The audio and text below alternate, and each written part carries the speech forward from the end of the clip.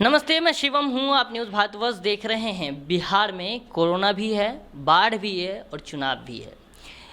अब क्या प्रमुखता है वो अगर आप जनता से पूछेंगे तो जनता का जवाब होगा कि कोरोना और बाढ़ पर तो सरकार ध्यान दे नहीं रही, केवल चुनाव को लेकर अग्रसर है।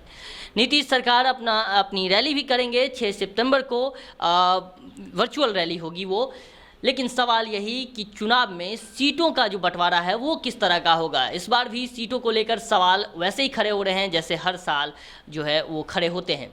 इस साल हम आपको बताएंगे कि एनडीए में जो तकरार शुरू हुई है, जो लगातार चिराग पासवान जो एलजेपी के हैं वो जेडीयू को नीचा दिखा रहे हैं, जेडीयू पर सवाल खड़े कर रहे हैं और उनका सीधा सा मानना है कि हम बीजेपी के साथ हैं। तो कहीं ना कहीं जेडीयू जो है वो अकेली पड़ती नज़र आ रही है क्या, ये सवाल उठता है। क्योंकि अगर एलजेपी जैसी पार्टी जो छोटी पार्टी है, अगर वो पार्टी जेडीयू को आंख दिखा रही है तो सही में कहीं ना कहीं बीजेपी का सह उनको मिल रहा है, ये अंदाज़ा लगाया जा सकता है।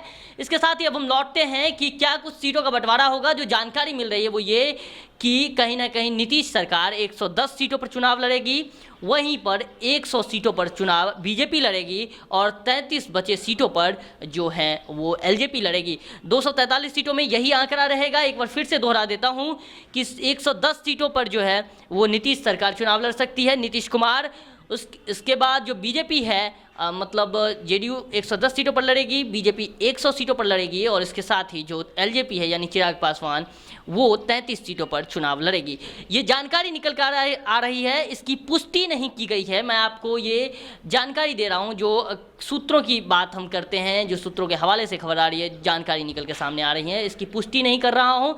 इसके साथ ही एक और कयास लगाया जा रहे हैं कि नीतीश कुमार जो 110 सीटों पर यानी जेडीयू जो 110 सीटों पर चुनाव लड़ेगी उसमें हो सकता है अगर जीतन राम मांझी एनडीए में जाते हैं तो उसमें से 10 सीटें जीतन राम मांझी को दे दिए जाए।